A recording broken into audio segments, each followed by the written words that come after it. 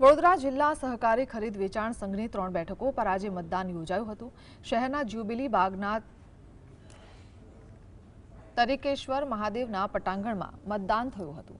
દરેક તાલુકામાં 30 થી 35 મતદારો છે। ખરીદ વેચાણ સંઘની 15માંથી 12 બેઠકો બિનહરીફ થઈ છે, પણ વાઘોડિયા, પાદરા અને કરજણ 3 બેઠકો માટે કોકડું ગુંજવાતા આજે મતદાન પ્રક્રિયા યોજાઈ હતી। આ ચૂંટણી માટે 4 નવેમ્બરથી પ્રક્રિયા શરૂ કરવામાં આવી હતી।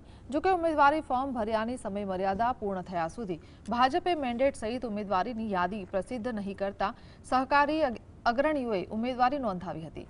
સમય મર્યાદા પૂર્ણ થયા બાદ લગભગ 18 નવેમ્બરે ભાજપે ઉમેદવારોનું મેન્ડેટ જાહેર કર્યું હતું, જ્યારે ફોર્મ પરત ખેંચવાની તારીખે પ્રતિસ્પર્ધી ભાજપના જ સહકારી અગ્રણીઓ પૈકી પાદરા અને કરજણ ઝોન 1માં ભાજપના અન્ય સહકારી અગ્રણીઓ ઉમેદવારી ફોર્મ પરત નહીં ખેંચતા 2 બેઠકો પર ભાજપ વિરુદ્ધ ભાજપનો ઘાટ સર્જાયો છે। તે પ્રમુખ હતા, એમનો દીકરો જીતી ગયો ત્યારે એને મેન્ડેટ આપે છે। પહેલા કહેતા નહીં તમે ફોર્મ ભરો, એટલે આ બધી બનાવવાની વાતો છે। જો આગે ક્યાં હોતા। તો પાદરામાં પણ મામા નારાજ છે, મામાએ પોતાનો ઉમેદવાર ઉભો હું રાખ્યો તો છે। કાયમ મારો ઉમેદવાર ઉપર મેં લડવાનો નહીં ચૂંટણી, આજે નહીં લડતો। જ્યારે 15માંથી 12 બિનહરીફ થતી હોય તો 3 કેમ ન થાય?